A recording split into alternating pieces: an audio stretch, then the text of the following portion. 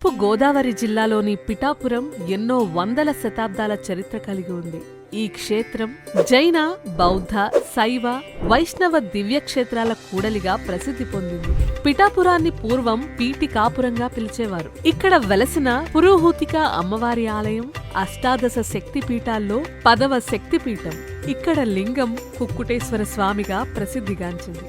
చుట్టూ పచ్చని పొలాలు, ప్రకృతి రమణీయ దృశ్యాలు. మరోవైపు గోదావరి నదికి నిలవైన ఈ పిఠాపురం ప్రస్తావన పురాణాల్లో కూడా ఉంది. ఈ ఊరు పూర్వం బుద్ధ రాజధానిగా ఉండేది. అందుకనే పిఠాపురాన్ని పాదగయ అని కూడా అంటారు. ఇక్కడ ఉన్న తటాకాన్ని పాదగయ తీర్థం అని కూడా అంటారు. పాదగయ తీర్థం వద్ద గయాసురుని పాదాలున్నాయి కనుక ఇక్కడ పెద్దలకు శ్రాద్ధ కర్మలు నిర్వహిస్తే పుణ్యలోకం ప్రాప్తిస్తుందని నమ్మకం. పాదగయ కోనేరుకు ముందు తూర్పు ముఖంగా కుక్కుటేశ్వర దేవాలయం ఉంటుంది. గుడికి ఎదురుగా పెద్ద ఏకశిల నంది విగ్రహం ఉంటుంది. ఈ నంది శ్రీశైలంలోని నందిని పోలి ఉంటుంది. ఇక గర్భాలయంలో కొలువైన కుక్కుటేశ్వర స్వామి లింగం తెల్లగా ఉంటారు. స్వచ్ఛమైన మనసుతో కొలిచిన వారి కోరికలు తీరుస్తున్నాడు ఈ భోలాశంకరుడు. కుక్కుటేశ్వర ఆలయానికి ఇరువైపులా పురోహూతిక అమ్మవారి ఆలయం, శ్రీపాదుల ఆలయాలున్నాయి.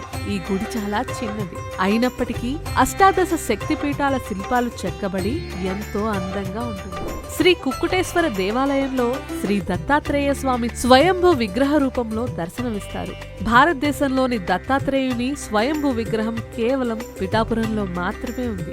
మిగతా దత్తక్షేత్రాల్లో స్వామివారి పాదుకలు మాత్రమే పూజలను అందుకుంటాయి. త్రిగయ క్షేత్రాల్లో ఒకటైన పాదగయ క్షేత్రం పితృముక్తి కర్మక్షేత్రంగా ఖ్యాతిగాంచింది. ఈ ఆలయానికి చేరుకోవడానికి బస్సు సౌకర్యం, రైలు మార్గం కూడా ఉంది.